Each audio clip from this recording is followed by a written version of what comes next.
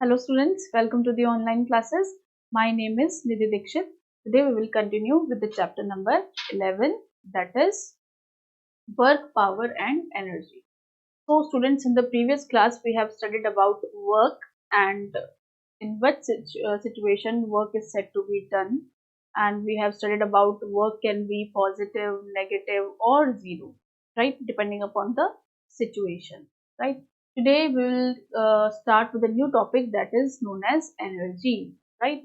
So from the very junior classes we have studied that the what is energy. What is energy? The capacity to do work is called as energy. जिस capacity से हम लोग काम कर सकते हैं वो कैपेसिटी हमारे अंदर ये डिफाइन करती है कि हमारे अंदर कितनी एनर्जी है।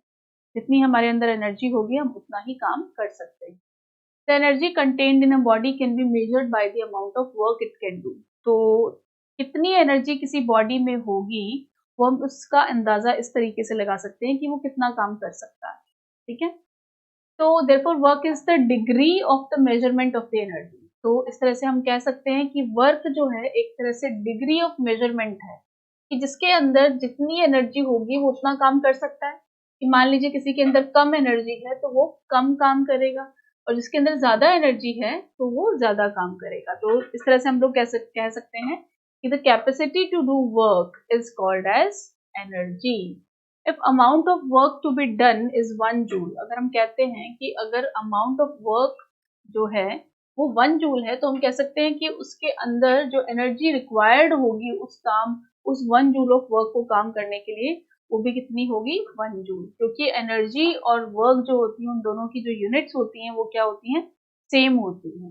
तो अगर किसी के अंदर 1 जूल एनर्जी प्रेजेंट है तो हम कह सकते हैं कि वो काम कितना करेगा, वो काम भी 1 जूल जितना ही करेगा।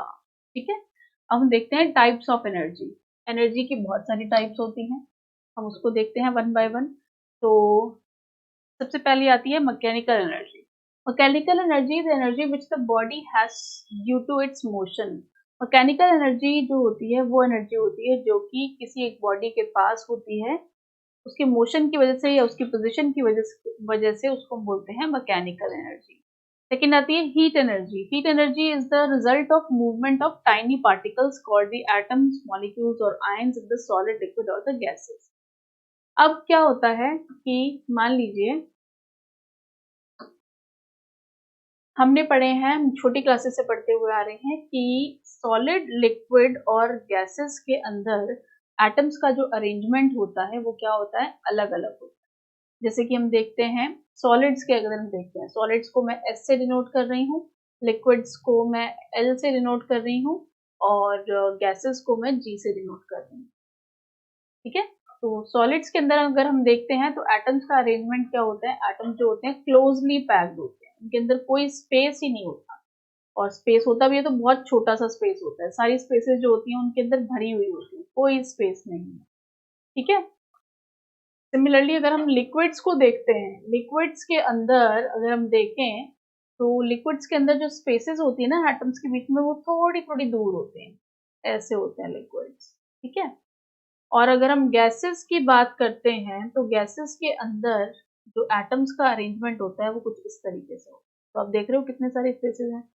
सॉलिड्स के अंदर, एटम्स के अंदर बिल्कुल भी स्पेसेस नहीं होते। लिक्विड्स की अगर हम बात करते हैं तो वहां पर स्पेसेस थोड़े बड़े होते हैं और गैसेस की अगर हम बात करते हैं तो एटम्स के बीच में स्पेसेस बहुत ज्यादा होते हैं। तो क्या होता है जब एक एटम दूसरे एटम से टकराता है ना तो उस टकराने के दौरान वो क्या करते हैं, वहां पर हीट एनर्जी जो है वो जनरेट होती है, हीट एनर्जी लिबरेट होती है। तो ये जो माइक्रोस्कोपिक पार्टिकल्स हैं जिनको हम एटम्स बोलते हैं, ये क्या करते हैं जब टकराते हैं तो टकराने से अपनी एनर्जी को एक एटम से दूसरे एटम में ट्रांसफर करते रहते हैं और उसी दौरान वहां पर क्या रिलीज होती है, हीट एनर्जी रिलीज होती है। ठीक है, देन थर्ड आता है केमिकल एनर्जी। तो केमिकल एनर्जी क्या होता है, the energy which is possessed by the chemical reaction. जो केमिकल रिएक्शन में जो एनर्जी रिलीज होती है या जो उसके अंदर प्रेजेंट होती है उसको हम क्या बोलते हैं, केमिकल एनर्जी। जैसे कि बैटरी होती है, जो आपने सेल्स देखे हैं, जो बैटरीज देखी हैं, उसके अंदर क्या प्रेजेंट होते हैं, उसके अंदर प्रेजेंट होते हैं केमिकल्स। तो उस केमिकल्स की वजह से उनके अंदर जो एनर्जी है उसको हम क्या बोलते हैं, केमिकल एनर्जी। सिमिलरली फूड जो हम खाते हैं उसके अंदर भी हमें केमिकल एनर्जी मिलती है, ठीक है। और कोल के अंदर भी केमिकल एनर्जी होती है, तो हम उसको जलाते हैं तो उसके अंदर से हीट एनर्जी निकलती है।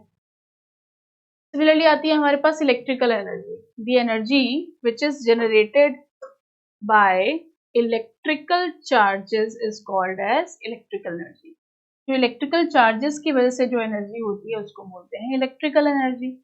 फिर आती है ग्रेविटेशनल एनर्जी। ग्रेविटेशनल एनर्जी क्या होती है? The energy that a body possess due to the gravitational force.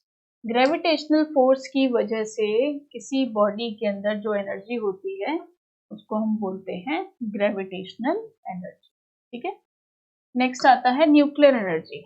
The energy which is release during the nuclear fission और फ्यूजन। यहाँ से फिजन की स्पेलिंग आप लिख सकते हैं, न्यूक्लियर फिजन और फ्यूजन। न्यूक्लियर फिजन और फ्यूजन रिएक्शंस जो होती हैं, जब होती हैं नेचर के अंदर, उनसे जो एनर्जी रिलीज होती है उसको हम क्या बोलते हैं, न्यूक्लियर एनर्जी। फिर आता है मैकेनिकल एनर्जी। यहाँ पर थोड़ा सा रॉन्ग है, आप इसको करेक्शन कीजिए। Mechanical energy which the body has due to its motion, तो नहीं आएगा, हाँ मोशन और पोजिशन, ठीक है। तो मैकेनिकल एनर्जी जो होती है it is the some total of दो टाइप की एनर्जी होती हैं, जिनको हम बोलते हैं kinetic energy and potential energy. अभी काइनेटिक एनर्जी और पोटेंशियल एनर्जी होती क्या है? जब कोई ऑब्जेक्ट मूव कर रहा होता है, फॉर एग्जांपल एक बॉल है, वो क्या कर रही है, मूव कर रही है, कहाँ, स्ट्रेट पाथ पर, स्ट्रेट लाइन में मूव कर रही है। अब इसके मोशन की वजह से इसके अंदर जो एनर्जी होगी उसको हम क्या बोलते हैं, उसकी काइनेटिक एनर्जी। क्या बोलते हैं, काइनेटिक एनर्जी। काइनेटिक एनर्जी को हम लोग के ई से डिनोट करते हैं, किससे, के ई से। और अगर कोई ऑब्जेक्ट मूव नहीं कर रहा है, स्टेशनरी है, ठीक है, एक जगह पर ही है, उसकी उस वजह से उसके पास जो एनर्जी है उसको हम क्या बोलते हैं, उसकी पोटेंशियल एनर्जी।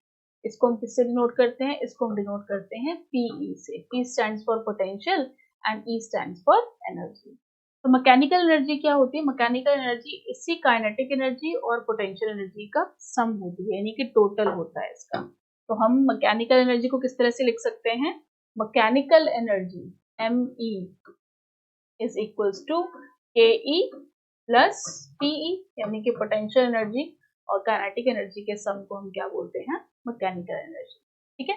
इसके बहुत सारे हम एग्जांपल्स लेते हैं। For example when we strike a hammer, जब हम लोग एक हैमर को स्ट्राइक करते हैं on a nail standing vertically on a wooden block. मान लीजिए ये वुडन ब्लॉक है, ठीक है, और उसके ऊपर आपको नेल को उसके अंदर इंसर्ट करना है, ठीक है। तो आप क्या करेंगे, मैकेनिकल एनर्जी को लगाएंगे, ठीक है।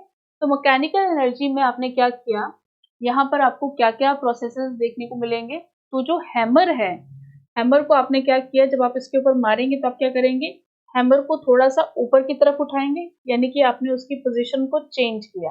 अब इस पोजीशन को चेंज करने की वजह से उसके अंदर जो एनर्जी आई उसको हम क्या बोलते हैं, उसकी पोटेंशियल एनर्जी। क्या बोलते हैं, उसकी पोटेंशियल एनर्जी। और दूसरा, आपने जब इसको लिफ्ट किया तो आपने क्या किया, कुछ ना कुछ तो काम किया, आपने क्या किया, उसको लिफ्ट किया तो आपने फोर्स भी लगाया और उससे डिस्प्लेसमेंट भी हुई, यानी कि कुछ ना कुछ वर्क डन वहां पर हुआ है। इसकी वजह से भी उसके अंदर क्या आ जाती है, एनर्जी आ जाती है, ठीक है। तो और फिर आपने क्या किया, नेल को जोर से हिट किया, तो नेल को हिट करने से नेल क्या आ जाएगी, मोशन में आ जाएगी, और हैमर भी क्या हो जाएगा, मोशन में आ जाएगा। तो इस तरह से यहाँ पर जो हमें एनर्जी मिली that is sum total of kinetic energy and potential energy, ठीक है। जब आप नेल को इसके अंदर डालेंगे, किसी वुडन ब्लॉक के अंदर या दीवार के अंदर डालेंगे, तो आपने हैमर की पोजीशन को भी चेंज किया, और हैमर की पोजीशन जैसे ही चेंज होगी तो उसके अंदर जो एनर्जी आ रही है उसको हम क्या बोलते हैं, पोटेंशियल एनर्जी, यानी कि उसकी पोजीशन की वजह से जो उसके पास एनर्जी आई उसको हम बोलते हैं उसकी पोटेंशियल एनर्जी। और पोटेंशियल एनर्जी से आपने क्या किया, वो पोटेंशियल एनर्जी गेन करके आपने नेल को इंसर्ट किया वॉल के अंदर या वुडन ब्लॉक के अंदर, तो नेल क्या करी, मूव किया उसने, तो उसके पास जो एनर्जी आई उसको हम क्या बोलते हैं, उसकी काइनेटिक एनर्जी। तो इस तरह से हमने देखा कि मैकेनिकल एनर्जी जो होती है उसके अंदर दो तरह की एनर्जी होती है, जिसको हम बोलते हैं kinetic energy as well as potential energy. Similarly, आप देखते हैं कि stretched bow, जब आप तीर कमान चलाते हैं तो आप क्या करते हैं, जब तीर कमान चलाते हैं तो उसके धागे को आप क्या करते हैं, पीछे की तरफ खींचते हैं। तो जब आप उसके जो धागा है या जो उसकी स्ट्रिंग है, जब आप उसको पीछे की तरफ खींचते हैं तो आपने उस धागे की या स्ट्रिंग की पोजीशन को चेंज किया, जिसकी वजह से उसके पास क्या आई, पोटेंशियल एनर्जी आई। वो पोटेंशियल एनर्जी अब किसके पास चली जाएगी, एरो के पास चली जाएगी। और वो एरो के पास जैसे ही जाएगी, जैसे ही आप स्ट्रिंग को लूज करेंगे, वो एनर्जी किसके पास चली जाएगी, इस एरो के पास। और वो किस में चेंज हो जाएगी, उसकी काइनेटिक एनर्जी। और ये जो एरो है वो आगे जाके गिरेगा। तो इस तरह से पोटेंशियल एनर्जी और काइनेटिक एनर्जी दोनों को मिलाकर हम लोग क्या बनाते हैं, मैकेनिकल एनर्जी। सिमिलरली एक टॉय गन्स आपने देखी होगी, उसके अंदर डार्ट को हम लोग डालते हैं। डार्ट को हमने डाला तो उसकी डार्ट को हम अंदर की तरफ डालते हैं, उसकी पोजीशन को हम चेंज करते हैं, तो उसके अंदर कौन सी एनर्जी आ गई, पोटेंशियल एनर्जी आई। जैसे ही हम उसको स्ट्राइक करेंगे, उसका ट्रिगर दबाएंगे, तो उसकी जो पोटेंशियल एनर्जी उस डार्ट के पास थी वो किसमें चेंज हो जाती है, उसकी काइनेटिक एनर्जी में। और वो जो डार्ट है वो दूर जाकर गिरती है। तो इस तरह से हमने मैकेनिकल एनर्जी को पढ़ा। अब आती है काइनेटिक एनर्जी और मैकेनिकल एनर्जी को बेसिकली हम इनको डिटेल में पढ़ेंगे। तो काइनेटिक एनर्जी जो होती है, it is the energy which is possessed by a body due to its motion. यानी कि कोई भी बॉडी जब चल रही होती है तो उसके पास जो एनर्जी आती है उसको हम क्या बोलते हैं, उसकी काइनेटिक एनर्जी। ठीक है, तो बहुत सारे एग्जाम्पल्स हैं इसके, जैसे the fruit which is falling from the tree. ठीक है, फ्रूट कोई जो है वो ऊपर से नीचे की तरफ गिर रहा है, तो जब वो ऊपर से नीचे की तरफ गिरेगा तो क्या करेगा, वो मोशन में आएगा। तो उस मोशन की वजह से उसके पास जो एनर्जी आई उसको हम क्या बोलते हैं, उसकी काइनेटिक एनर्जी। सिमिलरली एक कार जो है वो मूव कर रही है, मूविंग कार है, उसके पास कौन सी एनर्जी होगी, उसके पास भी एनर्जी होगी काइनेटिक एनर्जी। ठीक है, तो energy which is possessed by a body due to its motion. अब आपको ये चीज याद रखनी है, the energy which is possessed by a body due to its motion is equal to the amount of work done in stopping that body. मान लीजिए कोई बॉडी जो है वो मोशन में है, मान लीजिए ये बॉल जो है वो मोशन में है, चल रही है, एक स्ट्रेट लाइन में चल रही है। ठीक है, तो इसके पास कितनी काइनेटिक एनर्जी होगी, इसके पास उतनी ही काइनेटिक एनर्जी होगी जितनी की एनर्जी इसको स्टॉप करने में लग रही है। ठीक है, जितनी एनर्जी इसको स्टॉप करने में लगी, यानी कि जितना फोर्स या जितना वर्क आपने इसको स्टॉप करने में लगाया उतनी ही इसके पास एनर्जी होगी।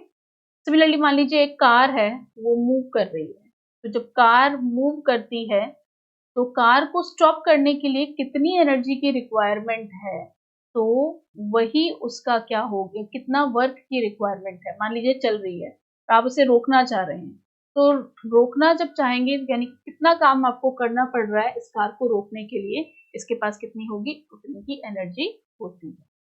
तो अगर हमें बोला जाए कि आपको इसको मेजर करना है तो आप कैसे मेजर करेंगे, तो या जो मैथमेटिकल एक्सप्रेशन है या जो फॉर्मूला है वो कैसे निकालेंगे वो हम देखते हैं।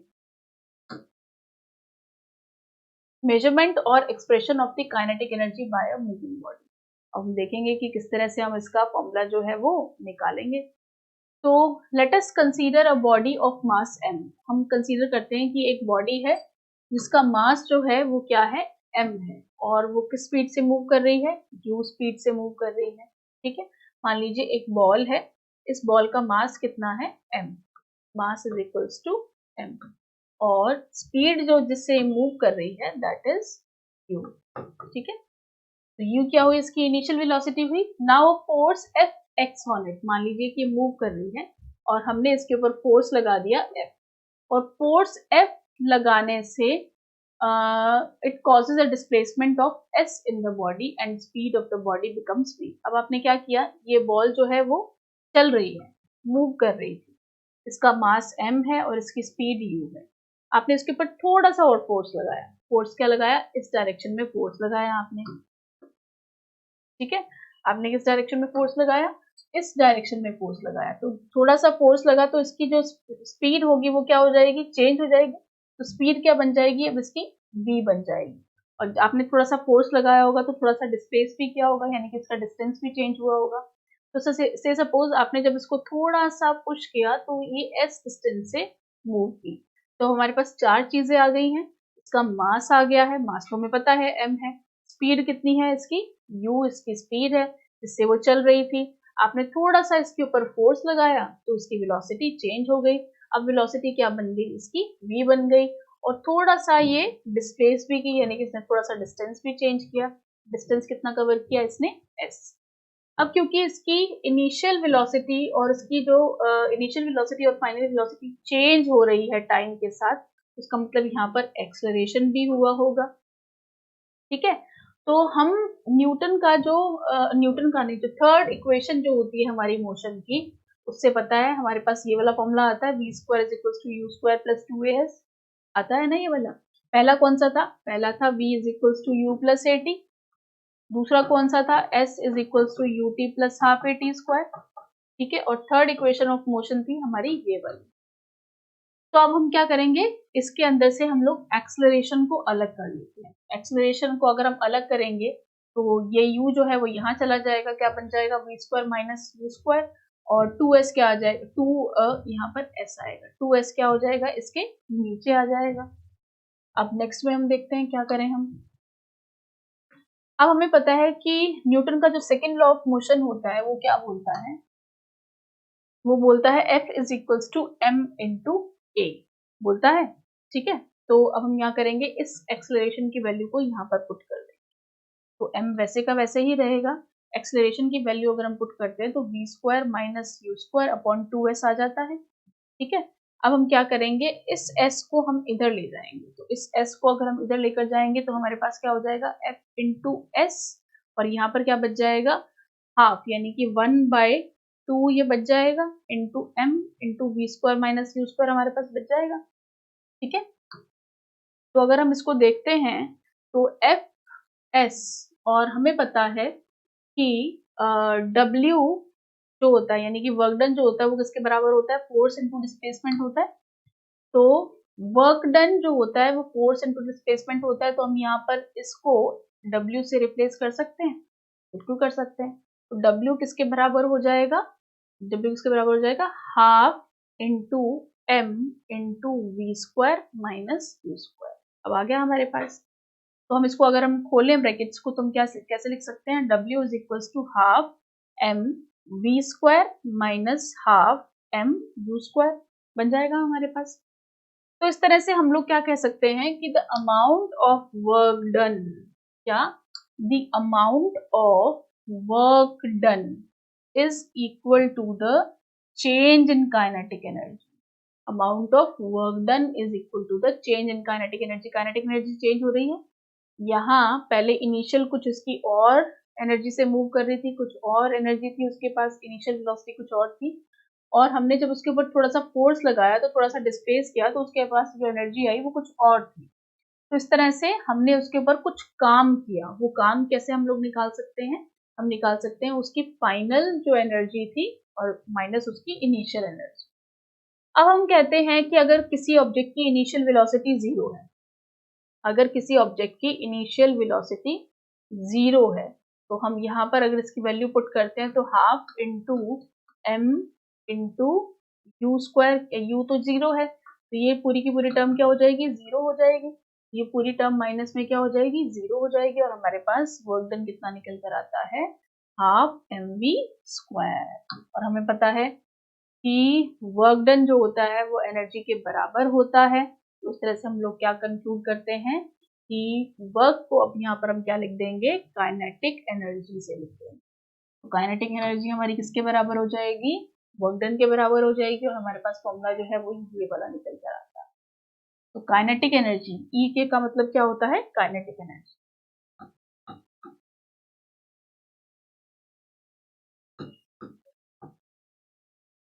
तो kinetic energy will be equal to half mv square. ठीक है, यहाँ पर m क्या है, मास है, और v क्या है, वेलोसिटी है, वेलोसिटी। ठीक है, तो काइनेटिक एनर्जी जो है अब वो दो फैक्टर्स पर आपको साफ साफ दिखाई दे रही है, डिपेंड करती है। एक तो डिपेंड करती है मास के ऊपर, अगर आप मास को डबल करोगे तो उसकी काइनेटिक एनर्जी भी क्या हो जाएगी, डबल हो जाएगी। अगर आप, और काइनेटिक एनर्जी किसके ऊपर डिपेंड कर रही है, वेलोसिटी के ऊपर भी डिपेंड करती है। अगर आप वेलोसिटी को डबल करते हो तो काइनेटिक एनर्जी क्या हो जाएगी, 4 टाइम्स हो जाएगी। क्यों हो जाएगी, क्योंकि यहाँ पर स्क्वायर है, ठीक है। तो आप काइनेटिक एनर्जी को अगर आप डबल करते हो, सॉरी वेलोसिटी को अगर आप डबल करते हो तो काइनेटिक एनर्जी क्या हो जाएगी, डबल हो जाएगी। और काइनेटिक एनर्जी जो होती है वो हमेशा पॉजिटिव होती है। क्या होती है, हमेशा पॉजिटिव, और मास और वेलोसिटी के ऊपर डिपेंड करती है। और ये क्या है, एक स्केलर क्वांटिटी है। क्या है, स्केलर क्वांटिटी है, ठीक है। And that is it depends upon the magnitude and not on direction. Direction के ऊपर डिपेंड नहीं करती, इसके ऊपर डिपेंड करती है मैग्नीट्यूड के ऊपर, ठीक है। और काइनेटिक एनर्जी की यूनिट क्या होती है, जूल। क्या होती है, जूल। तो वर्क डन की होती है वही काइनेटिक एनर्जी की होती है, ठीक है। तो ये था हमारा काइनेटिक एनर्जी पूरा। अब हम पढ़ेंगे पोटेंशियल एनर्जी को। तो इसका मोस्टली डेरिवेशन आपको डिराइव करने के लिए आता है कि काइनेटिक एनर्जी के बारे में बताइए, कौन कौन से फैक्टर्स के ऊपर वो डिपेंड करती है वो बताइए, और आप बताएंगे क्या, आपसे पूछा जाएगा कि इसका मैथमेटिकल डेरिवेशन बताइए। मैथमेटिकल डेरिवेशन जब आपसे पूछा जाए तो आप ये वाला पूरा डेरिवेशन बताएंगे, पूरी इसकी ये स्टेटमेंट लिखेंगे यहाँ से, और फिर इसको पूरा यहाँ तक आप करके बताएंगे। फैक्टर्स अगर आपसे पूछे यहाँ तक, फैक्टर्स अगर आप पूछें तो मास और वेलोसिटी के ऊपर डिपेंड करता है। काइनेटिक एनर्जी होती क्या है ये बतानी है आपको, और पूरा उसके बारे में डिस्क्राइब आपको करना है। तो इस तरह से अब हम पढ़ेंगे पोटेंशियल एनर्जी के बारे में। पोटेंशियल एनर्जी जो होती है, it is the energy possessed by a body by virtue of its position. जब कोई बॉडी अपनी पोजीशन को चेंज करती है तो उस चेंज इन पोजीशन की वजह से उसके पास जो एनर्जी आती है, या कोई बॉडी अगर कहीं स्टेशनरी पोजीशन पर खड़ी भी है तो उस पोजीशन की वजह से उसके पास जो एनर्जी है उसको हम क्या बोलते हैं, उसकी पोटेंशियल एनर्जी। मान लीजिए मेरे पास ये पेन है, मैंने इस पेन को उठाकर यहाँ से यहाँ रखा, यानी मैंने इसकी पोजीशन को चेंज किया। इस चेंज इन पोजीशन की वजह से भी इसके पास क्या आई, एनर्जी आई, और इस एनर्जी को हम क्या बोलते हैं, इसकी पोटेंशियल एनर्जी। क्या बोलते हैं, potential energy. Potential energy is the energy which is possessed by a body by virtue of its position, यानी कि पोजीशन की वजह से उसके पास जो एनर्जी आई उसको हम बोलते हैं उसकी potential energy. The amount of work done in bringing a body from its original state to another state, यानी कि जब मैंने पेन को यहाँ से उठाकर यहाँ पर रखा, यानी कि ये इसकी ओरिजिनल स्टेट थी और ये क्या है, इसकी फाइनल स्टेट है, तो जितना काम आपने उसके अंदर किया वो किसके बराबर होता है, उसकी पोटेंशियल एनर्जी के बराबर होता है, ठीक है। तो इस तरह से हम पोटेंशियल एनर्जी को भी देख सकते हैं। तो मैथमेटिकल डेरिवेशन और जो इसको डिटेल में पढ़ेंगे वो हम लोग नेक्स्ट क्लास में पढ़ेंगे। Thank you.